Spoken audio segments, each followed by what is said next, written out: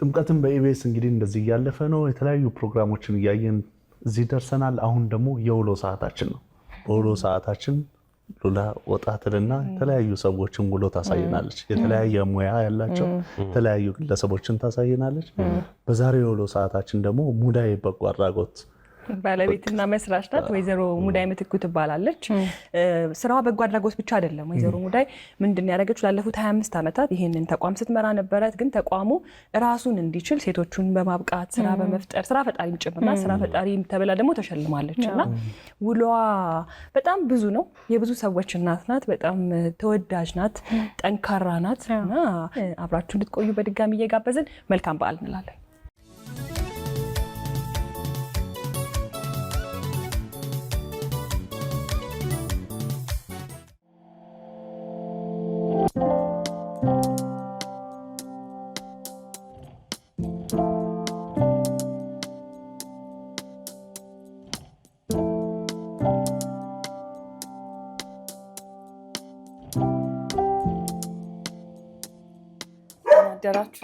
ሰላም አደርሽ። እግዚአብሔር ይመስገን። እንዴት ነሽ? እንደምናለሽ? ሰላም ነሽ? እንዴት ነሽ? ሰላም ነሽ? እንዴት ነሽ? እግዚአብሔር ሰላም ነሽ? ይመስገን። ደስ የሚል ቤት በስመ አብ። የድሮ ሰፈር ነው የሚያስታውሰው። የድሮ ሰፈር ያስታውሳል አይደል? አረፌ ታውቃለሽ።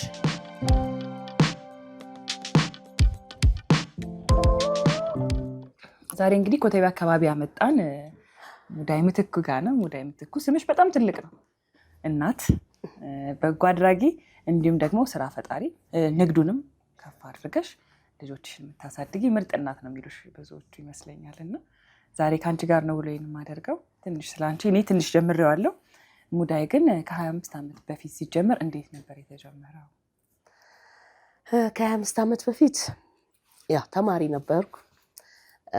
ምኞት ነበረኝ። ምኞቴ ምንድነው? ልጅ ሆኜ አንድ ትምህርት ቤት ላይ በጎ ፈቃደኛ ሆኜ ሰራ ነበር በ15 ዓመቴ ከሃይስኩል መልስ ማለት ነውና በቃ እኔ ሳድግ ወይ ትምህርት መምህር ሆናለሁ ወይ ደግሞ ገበሬ ነው መሆኑ ብዬ እመኝ ነበር። ልክ 12ኛ ክፍል ማትሪክ እንደተፈትኜ እንደጨረስኩኝ እዚህ አሁን የመጣሽበት ግቢ ኮተቤ ትምህርት ቤት ከፈትኩ ማለት ነው። ቢዝነስን ከፈትኩኝ። አጸደ ህጻናት ማለት ነው።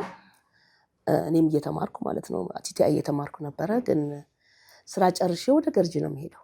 ገርጂ ሲሄድ በየቀኑ እናትና ልጅ ሲለምኑ ስለማይ ለኔ ብጤ ሳንቲም አልሰጠው አሁንም ድረስ። ግን ማድረግ ካለብኝ ግን አደርጋለሁ። ከዛ ልጆቻችሁ እናንተ ለምን ልጆቹን ለምን ፍሬት አትልኩም ብዬ ስል ብዙ ምክንያት ይሰጡኛል።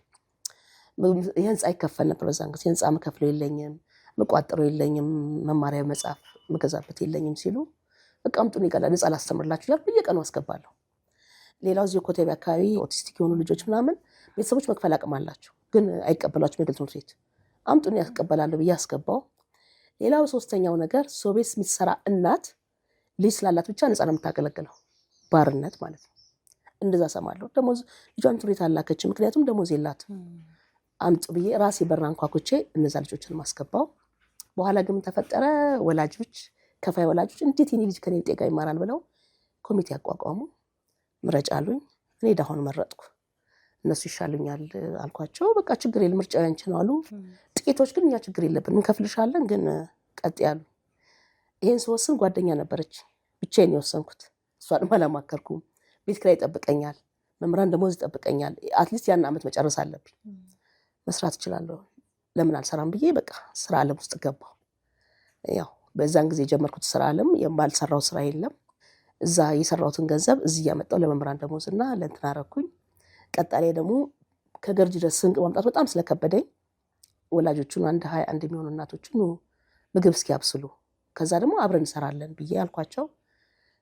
ምሳ ማብላት ጀመርኩ ማለት ነው በቀን። ከ9 ሰዓት በኋላ ደግሞ እጅ ስራ ፈትልና ስፌት መስራት ስለሚችሉ እሱን እንስራልኩን። ሰራን፣ ሸጠን፣ ተካፈልን። ሴቶቹን በዛው አደራጀው፣ ልጆቼን መመገብ ጀመርኩ።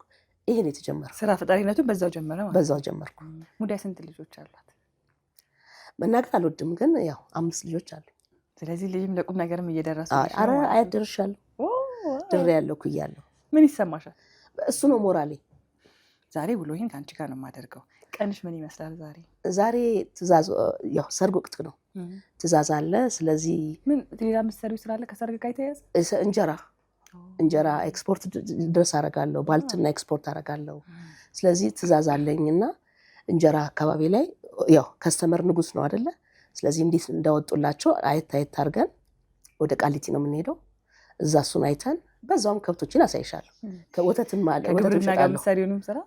እሱን አድርገን ወደ ኮተቤ እንመለስና ደግሞ እዚህ ያሉን ስራዎች እንሰራራለን። በጣም አሪፍ። እሺ ቀራችንን መጀመር እንችላለን? እኔ ዝግጁ ነኝ። በቃ እኔም ዝግጁ ነን። እንግዲህ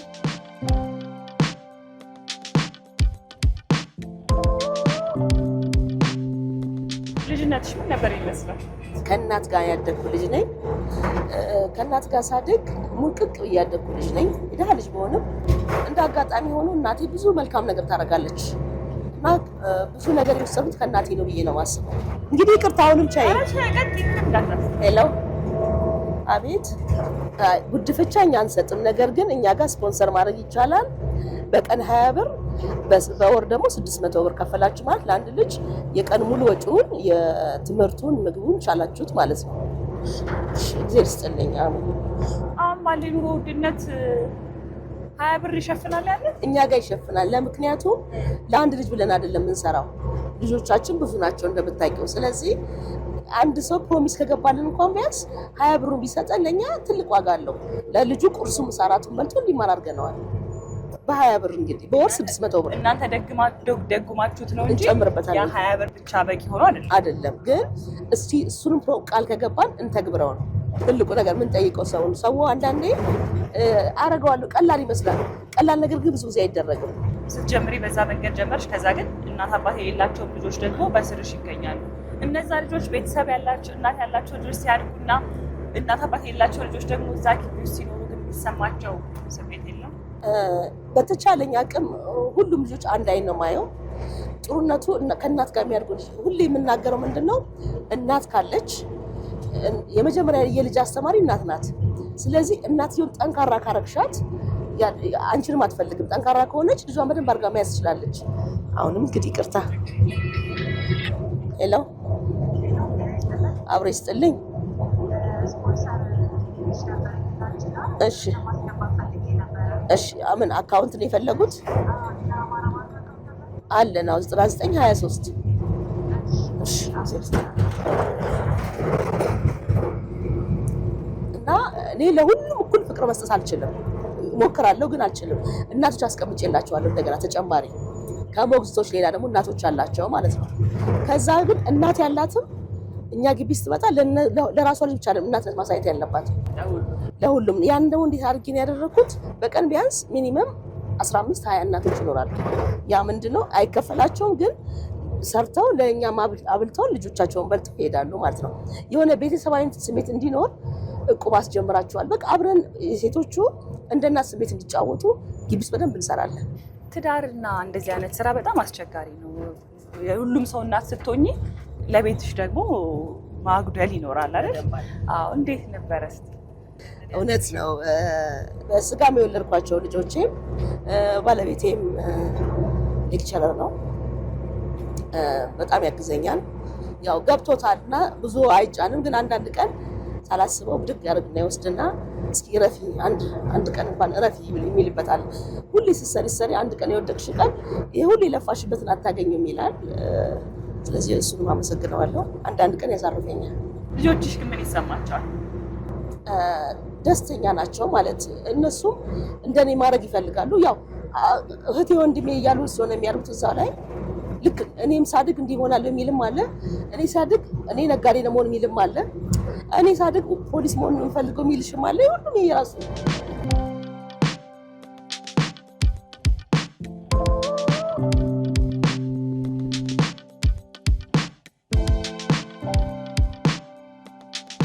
ደህና አደራችሁ?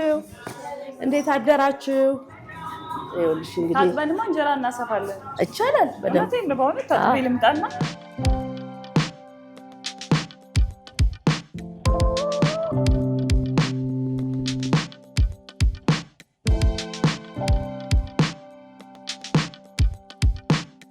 አሁን እኮ ምኑ መሰለሽ ከባድ እቺ ጆግ ስትሆን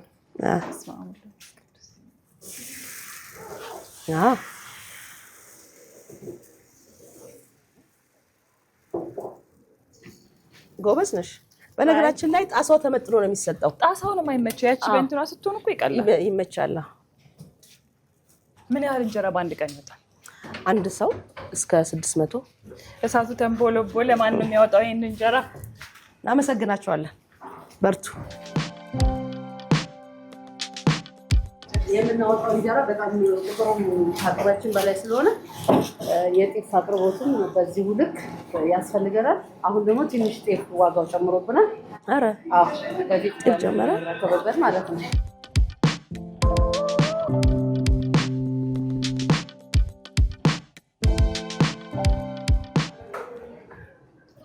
እንዴት አደርክ?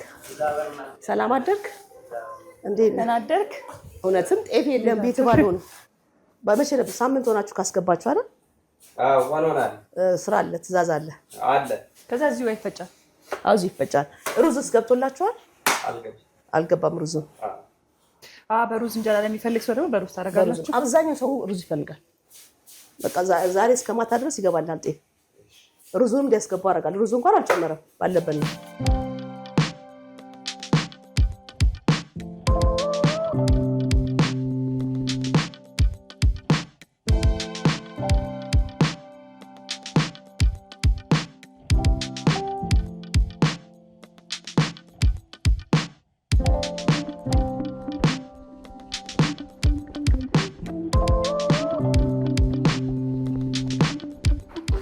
በጣም ጥሩ። በቃ በሉ በርቱ። ስለዚህ ወተት ከዚህም ለልጆቹ ትጠቀሚያለሽ ማለት ነው? አዎ ከዚህም እጠቀማለሁ። የተረፈኝ ደግሞ እሸጣለሁ። አራስ ልጆችም ስላሉኝ አሁን ላይ ያው ብዙ ጊዜ በጎ አድራጎት ስራዎች ይጀመሩና የሚቆሙት ግን ራሳቸውን መቻል ከብዳቸውና በኋላ ላይ ሙሉ ለሙሉ የሚቆሙበት ብዙ ቦታዎች ሰምተናል። እና አንቺን ግን 25 ዓመታት እንደዘልቅ ያደረገሽ ምን ነው? ያው እንደምታየው ቢዝነስ ነው አብዛኛው ነው በምሰራውና ያው ሰዎች ቢደግፉኝ ምንም በነገራችን ላይ ሙዳይ ምንም አይነት የውጭ ፈንድ የለው። ራሳችን በምንሰራውና ኢትዮጵያኖች በሚያግዙ ኢትዮጵያ ለኢትዮጵያ የውጭ ፈንዱ ስላልፈለጋችሁት ነው ወይስ አልነበረም? ሞሩ አይ ነበረ፣ ግን ሞሩኛ ወደ ቢዝነሱ አይደላል። ወደ ቢዝነሱ ስላደላሁኝ መሰለኝ አላጋጠመኝም ብቻ ወይ ማለት መፈለገ ነው። ሞሩ ወደ ስራው ላይ እንዴት ነው ቶሎ የለቴና አለ አይደል? ወደዛ ስለሆንኩኝ በቃ አሁንማ ደግሞ ጭራሽ ቆሟል እንደምታየው ይሳይድ። ስለዚህ ለዛ ነው እንደ አቅማችንም ቢሆን ልጅ ቆስጣዎች አሉ።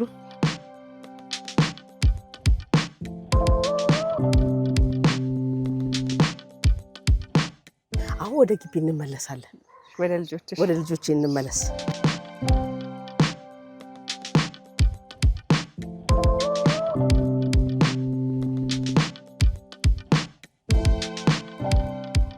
እንግዲህ አሁን ደግሞ ግቢያችን እናሳየሽ። ደህና ናችሁ? ደህና ነን አትሉም እንዴ ልጆች? እንዴት ናችሁ? እዚህ ነው የሚያድሩት? አዎ እነዚህ እዚህ የሚያድሩ ናቸው።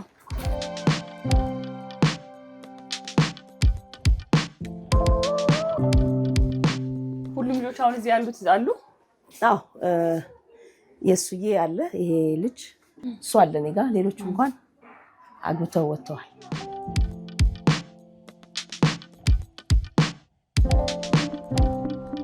ጤፍ እንትን ብለዋል ጤፍ። ስለዚህ አወዳድራችሁ ቶሎ ላኩላችሁ ዛሬ ከሰዓት ካልተገባ እያለች ነበር። ጠዋት ሄጄ ነበር እዛ ቃሊቲ። የትናንትና የሐኪም ቤት ጉዳይ ምን ላይ ደረሰ ልጅቷ?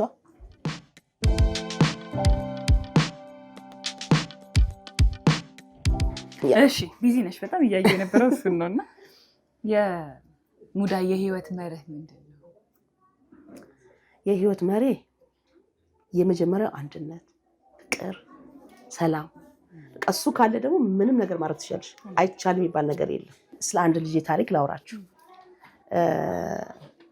ከክፍለ ሀገር የዛሬ 1918 ዓመት አካባቢ የመጣ ልጅ ነው። እኔ ጋ መጣ። የሚጥል በሽታ አለበት። በጣም ብዙ ትምህርት ተንከራተን መጨረሻ ወንድ ራድ ያስገባሁት። በቃ አንቀበልም ብለውኝ ማለት ነው፣ በየደቂቃው ስለሚወድቅ። ከዛ ምንድን ያደረገው ይሄ ልጅ ራሱን በቀበቶ እያሰረ ነው የሚማረው። ልክ ክፍል ከገባ በኋላ እንዲህ በቀበቶ ራሱን ያስራል።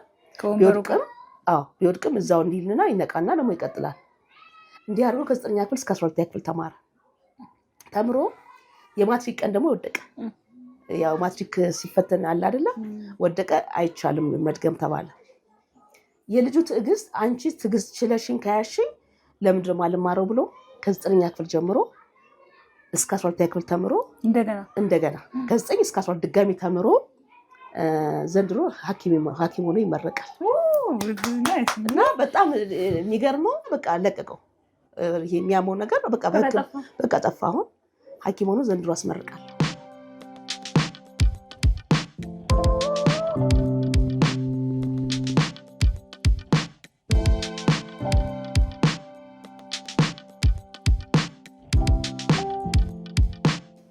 አንዷ ጎበዝ ተማሪ ልጅ ናት። እንደምን ነሽ? ትምህርት እንዴት ነው? ዛሬ ትምህርት የለም? የኔ ፍቅር የኔ ቆንጆ ፈገግታሽ ራሱ ደስ ሲል በእውነት እሺ የኔ ቆንጆ ቻው ቻው።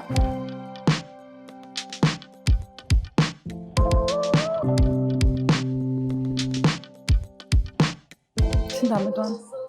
አሁን 9 ገብታለች። በስንት ዓመቷ ነው የመጣችው ወደዚህ? 6 ዓመት ይሆናቸዋል። በታማቾች ናቸው ሁለቱ። ወይ የሱዬ የጠራሃት ነው? የሱ የጠራሃት ነው?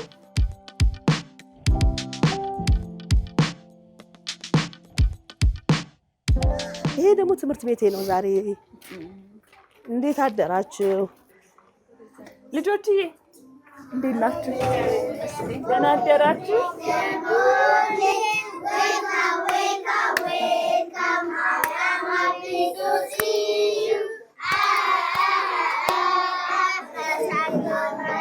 የቁርስ ሰዓት ላይ ነው የመጣ ነው። እሺ ቁርሳችሁን ብሉ። ደህና ዋሉ። እሺ እንብላ ግን አላላችሁኝም። የተባረከ በጣም አመሰግናለሁ። እሺ ቻው።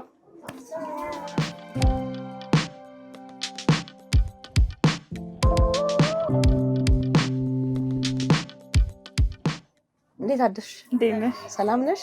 እሺ እንዴት ሆነልሽ? ግብረ መልሱን እየሰራችሁ እንደነበር አውቅ ነበር።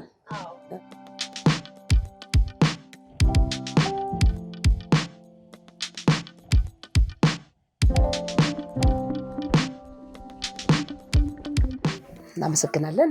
እሺ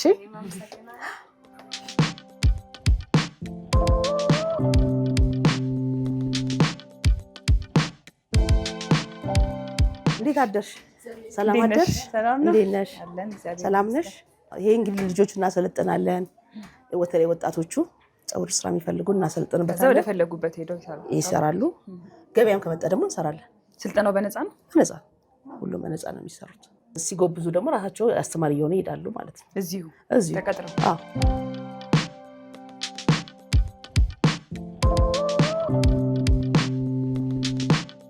አስቸኳይ ትእዛዝ መጥቶ ነው ሁሉም እዚህ ጋር የተረባረበው። ደህና አደራችሁ? እንዴት ናችሁ?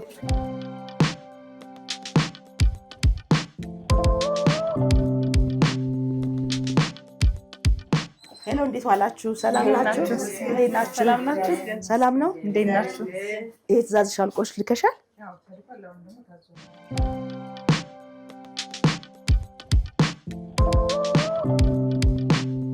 ጥሩ ነኝ።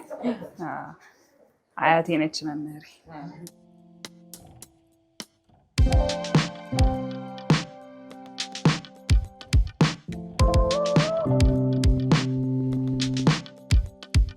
ሰላም አላችሁ? ትእዛዙ ደረሰልኝ ዘሪቱዬ? የዘንባባው ስታለም ደርሶልሻል? የዘንባባውን ገብቷል? በጣም ጥሩ አድርጋችሁ።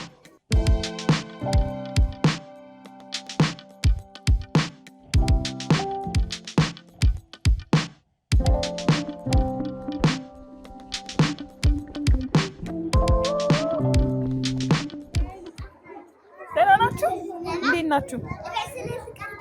አንተ ቀርባህ ነበረ። ትቀርባለህ አንተ።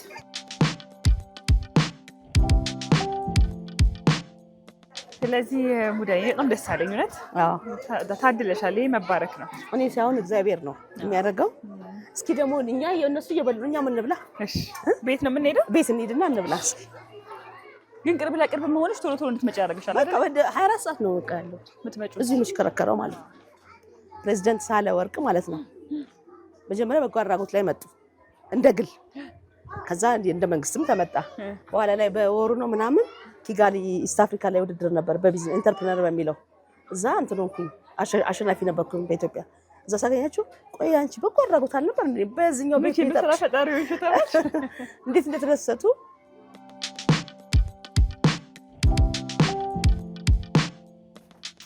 አይ ቡናችንም ፈልታለች፣ ሳም ቀርቦልናል። ሞቅ ብሏል ቤቱ፣ ሞቅ ብሏል።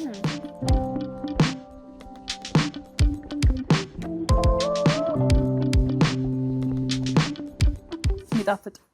አዎ እንግዲህ ቤት ያፈራው ልጆቼ ናቸው የሰሩት፣ ግን እኔ ማለት ታማ ይዋጣልሽ። ምግብ ምንድነው ስትሰሪ? ዶሮ አንደኛ ነው። ኧረ እባክሽ እውነት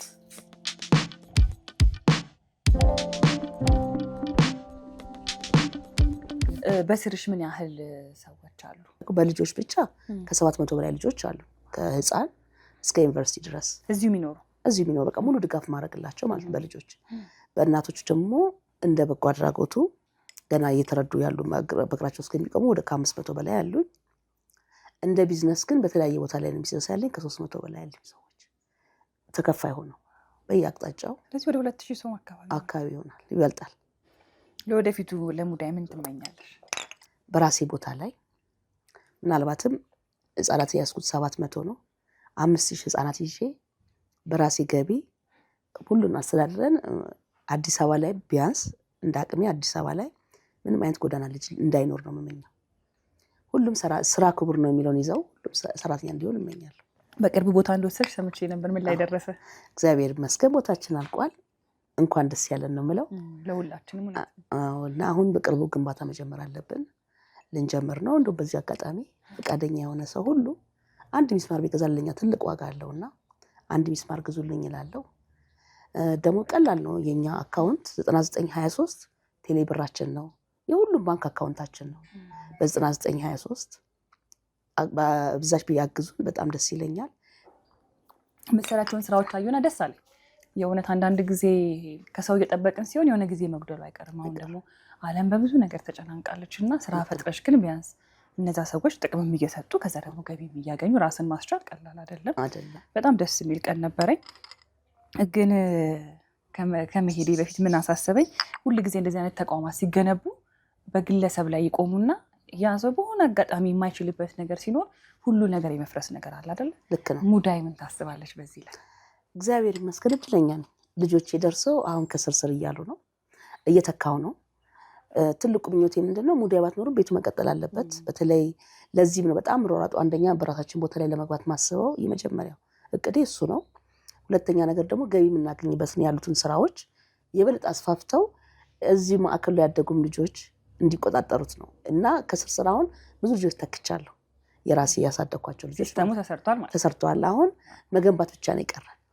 በርቺ። በጣም ትልቅ ስራ ነው የምትሰሪው። ለምትሰሪው ስራ ደግሞ አክብሮት አለን እኛም እንደ ኢቢኤስ።